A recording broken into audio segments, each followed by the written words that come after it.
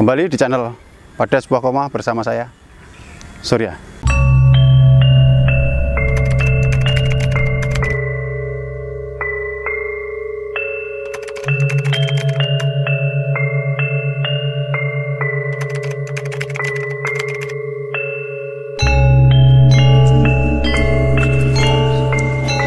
Hari ini masih di daerah istimewa Yogyakarta, dan tepat di belakang dan di depan saya sekarang kita berada di kawasan Candi Dawang Sari.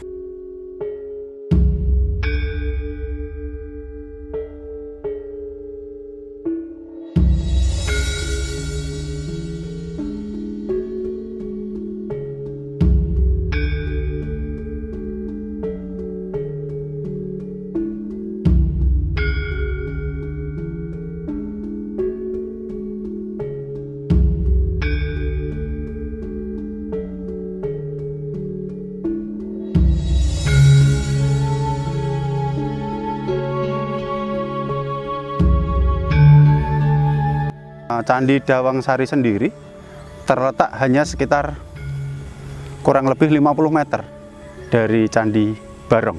Candi Dawang Sari diklaim sebagai the next stupa terbesar di Indonesia yang mengalahkan Borobudur.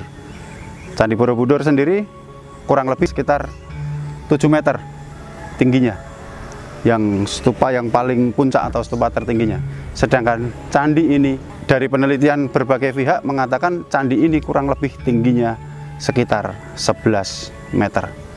Tepat di belakang saya sekarang, kaki candi, atau dalam bahasa yang lain adalah prasada. Kaki candinya sangat luar biasa besar, dan terdapat Anda, kemudian Harmika dan Yasti. Nanti akan coba kita lihat satu persatu.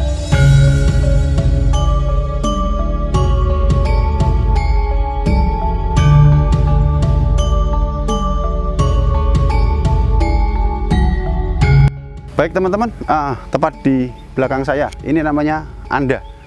Anda ini bagian badan candi yang berbentuk seperti mangkok. Jadi ada yang mengatakan berbentuk seperti mangkok, ada beberapa yang mengatakan bentuknya seperti lonceng. Jadi badan dari stupa ini berbeda-beda. Ada yang berlubang, ada yang semacam tertutup rata seperti ini. Jadi ini belum jadi teman-teman, masih dalam proses restorasi. Dan tepat di sebelahnya, jadi ini adalah Harmika. Jadi ini Harmika, dan yang sebelahnya lagi ada yang namanya Yasti.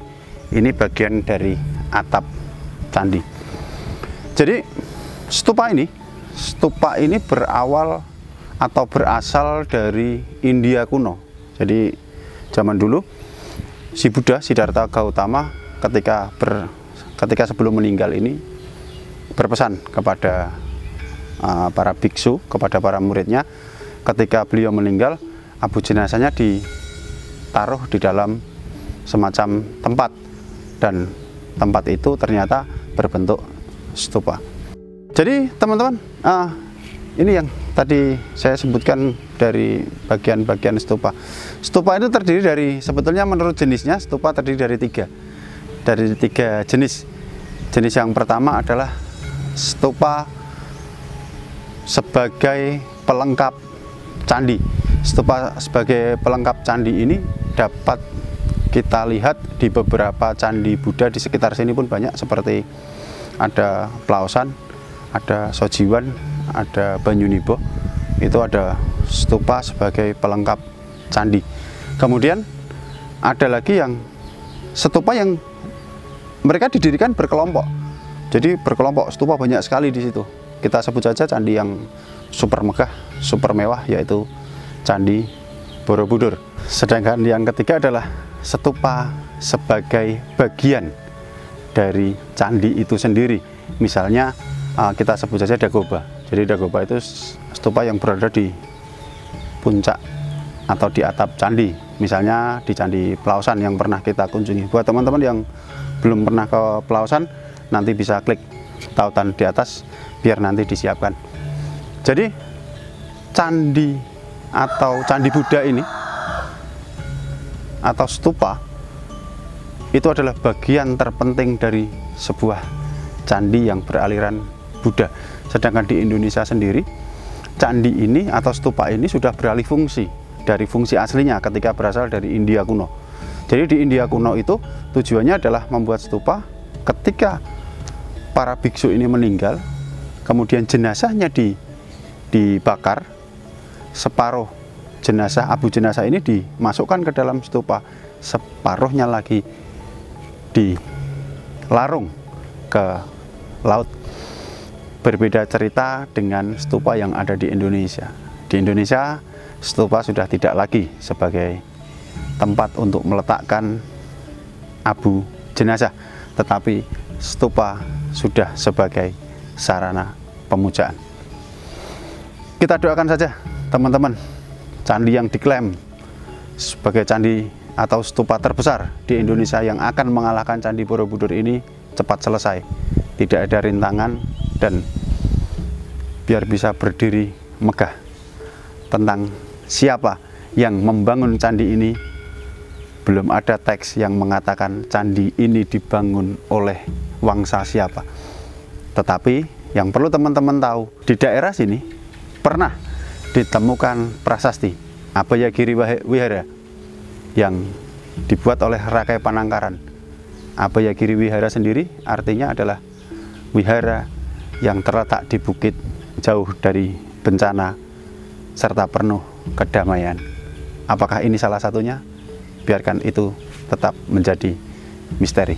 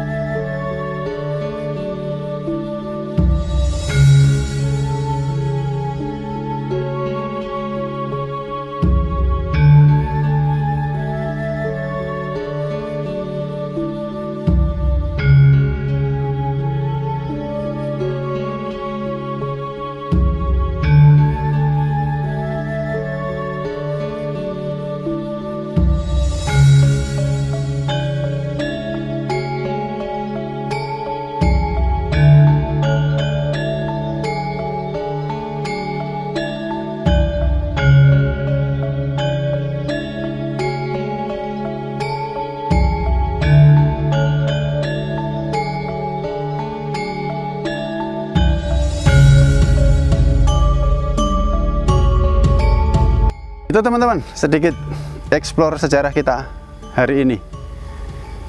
Kita doakan the next stupa terbesar di negeri ini agar cepat selesai.